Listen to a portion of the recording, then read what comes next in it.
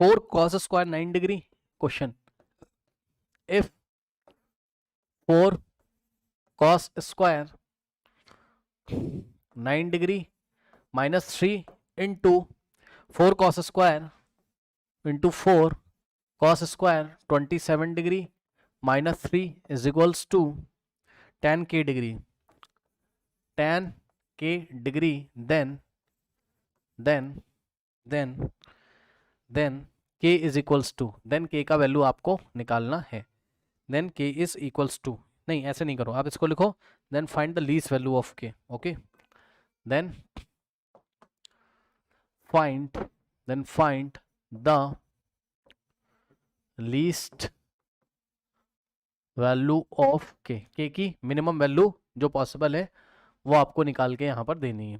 ठीक नाउ, अब कैसे करें, तो ध्यान से चेक करिए। एक काम करते हैं, आपको कुछ दिख रहा है भाई, कुछ दिख रहा है, क्या दिखेगा, थोड़ा थोड़ा मैच कर रहा है। ये देखो 4 cos आ रहा है, फिर 3 आ रहा है, तो फॉर्मूला कौन सा लगने वाला है, ऐसा उम्मीद आपको लगनी चाहिए, ऐसी उम्मीद आपको लगनी चाहिए। 4 फिर cos, देखो 4 cos cube theta minus 3 cos theta बराबर cos 3 थीटा होता है।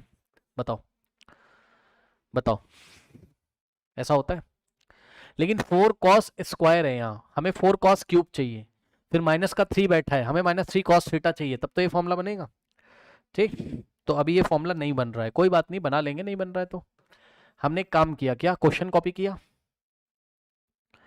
ध्यान चेक करो, क्वेश्चन का इक्वेशन क्या है,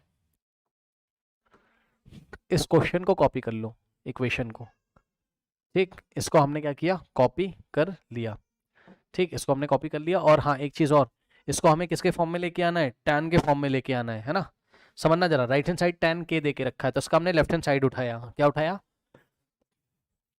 लेफ्ट हैंड साइड उठाया, और हमें किसके इक्वल लेके आना है, tan के टाइप का ऐसा कुछ लेके आना है। रुको देखते हैं क्या होता है। अब हम एक काम करते हैं भाई, इसको थोड़ा शिफ्ट करते हैं, सब कुछ मल्टीप्लीकेशन में चल रहा है, सुनो ध्यान से। हमने एक काम किया, cos 9 डिग्री से मल्टीप्लाई किया, समझ लेना जरा, और cos 9 डिग्री से डिवाइड किया। इससे क्या फायदा है अभी पता चल जाएगा। और इसमें cos 27 डिग्री से मल्टीप्लाई किया, और cos 27 डिग्री से हमने क्या किया, डिवाइड किया। ठीक, तो यहां से क्या हो जाएगा आपका, left hand side is equals to, now अब ध्यान दो, ये इसमें मल्टीप्लाई होगा तो क्या आ जाएगा, 4 cos स्क्वायर, और यहाँ cos, तो cos क्यूब 9 डिग्री, भाई एक cos यहाँ, एक cos स्क्वायर, मिल गया cos क्यूब, और माइनस 3 इंटू cos 9 डिग्री। ठीक, डिवाइडेड बाय, नीचे हो जाएगा क्या, cos 9 डिग्री, और इनटू में ये cos 27 डिग्री अंदर मल्टीप्लाई करोगे तो क्या बनेगा, 4 cos क्यूब 27 डिग्री, और माइनस 3 इंटू cos 27 डिग्री। ठीक, नाउ और डिवाइडेड बाय क्या है,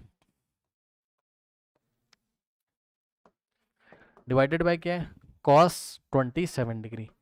अब बताओ 4 cos cube theta minus cos theta, यहाँ 3 भी बच्चा है, 3 minus 3 cos theta, 4 cos cube theta minus 3 cos theta, cos 3 theta बचता है, तो यहाँ से क्या बनेगा, cos 3 इंटू, और थीटा की जगह 9 डिग्री है, तो 3 इंटू 9 डिग्री अपॉन में cos 9 डिग्री, और इंटू में चेक कर लेना, 4 cos cube theta minus 3 cos theta, 4 cos cube theta minus 3 cos theta, cos 3 theta, यानी कि cos 3 इंटू, और थीटा की जगह क्या आ रहा है, 27 आ रहा है, cos 3 theta divided by cos 27।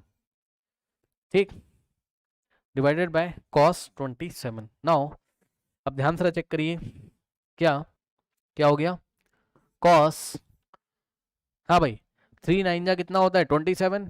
ठीक, तो cos 27 degree, cos 27 degree upon में cos 9 डिग्री, और इंटू में यहाँ मल्टीप्लीकेशन है, डॉट का मतलब, cos 3 इंटू 27 81, तो cos 81 डिग्री, और अपॉन में कितना है, cos 27, cos 27 से cos 27 कैंसिल, और मेरी बात ध्यान से सुनिएगा, cos 9 डिग्री को आप क्या लिख सकते हो, ठीक, आपको tan के इक्वल लेके आना है, तो ऊपर आपको साइन बनाना होगा, तो साइन बनाने के लिए क्या करेंगे, साइन बनाने के लिए क्या करेंगे, cos को साइन में चेंज करो, cos को साइन में चेंज करो, cos 81, सो cos 81, 81 को क्या लिखोगे, 90 माइनस 9 डिग्री, चेक कर लो भाई। 81 की जगह क्या लिखा, 90 माइनस 9, सही लिखा है, चेक कर लेना। हाँ, डिवाइडेड बाय कॉस 9, तो यहाँ से हो जाएगा आपके पास क्या, कॉस 90 माइनस थीटा क्या होता है, कॉस 90 माइनस थीटा होता है साइन थीटा, तो ऊपर हो जाएगा, चेक कर लेना भैया, cos 90 minus theta sine theta, theta की जगह 9 है तो साइन 9 डिग्री अपॉन में कॉस 9 डिग्री।